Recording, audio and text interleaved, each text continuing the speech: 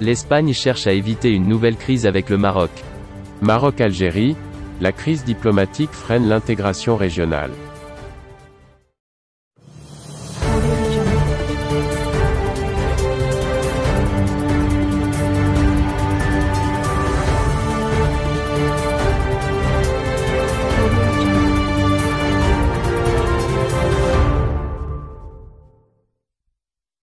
L'Espagne continue de jouer l'apaisement avec le Royaume du Maroc.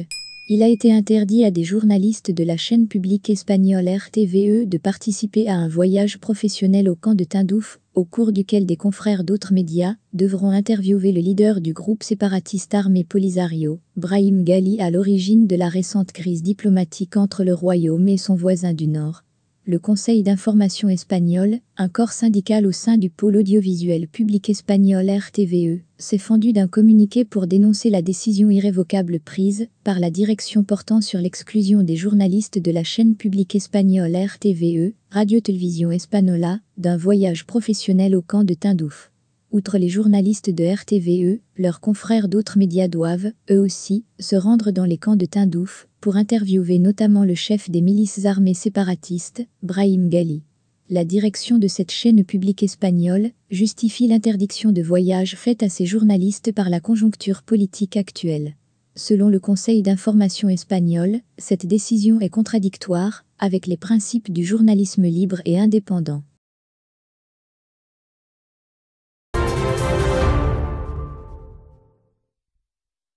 Maroc-Algérie, la crise diplomatique freine l'intégration régionale.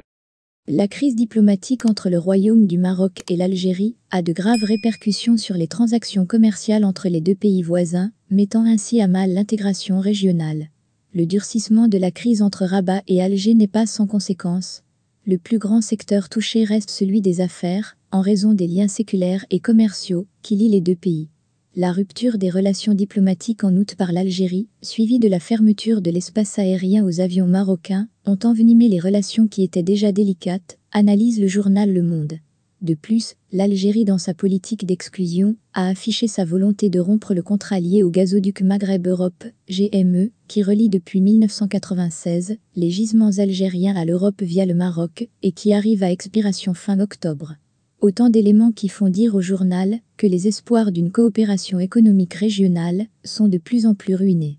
Parallèlement, cette situation semble ne pas émouvoir Rabat. Les spécialistes marocains ont indiqué que le Maroc anticipe et s'adapte aux décisions d'Alger. Le journal cite par exemple l'économiste Larabi Jedi, qui affirme que contrairement aux attentes de l'Algérie, la rupture du contrat de gaz ne soulève pas de contraintes insurmontables pour le Maroc. Le pays agit depuis des années pour diversifier sa politique énergétique, accéder à des sources alternatives pour alimenter ses centrales hydrauliques. Le manque à gagner en ressources de taxes de transit est insignifiant pour les finances publiques. Même son de cloche chez le patron d'une grande entreprise exportatrice marocaine, qui a précisé que le marché algérien ne représente rien pour les entreprises marocaines qui ont trouvé des partenaires ailleurs. Même si Alger mettait ses menaces à exécution et stoppait ses importations et ses contrats avec le Maroc, l'économie du pays ne serait pas affectée. Évoquant le volume des transactions commerciales entre les deux pays depuis quelques années, le journal a fait observer que l'instabilité née de la fermeture des frontières terrestres et maritimes en 1994, décidée après l'attentat de Marrakech, et les récentes tensions liées au conflit du Sahara occidental, avait plombé le business entre les deux pays. En 2020, l'Office des changes marocain avait publié que seulement 1% des exportations du Royaume du Maroc se faisaient avec son voisin. Un taux dérisoire comparé à celui de 2016, où l'Algérie était encore le premier partenaire commercial du Royaume du Maroc en Afrique. Une position reprise depuis par l'Égypte et la Côte d'Ivoire.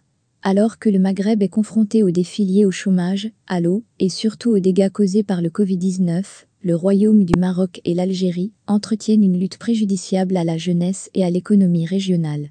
En témoigne le rapport prospectif de la Banque mondiale, publié en 2010, qui a révélé que l'intégration économique du Maghreb aurait pu augmenter le produit intérieur brut, PIB, par habitant, entre 2005 et 2015, de 34% pour l'Algérie, de 27% pour le Royaume du Maroc et de 24% pour la Tunisie.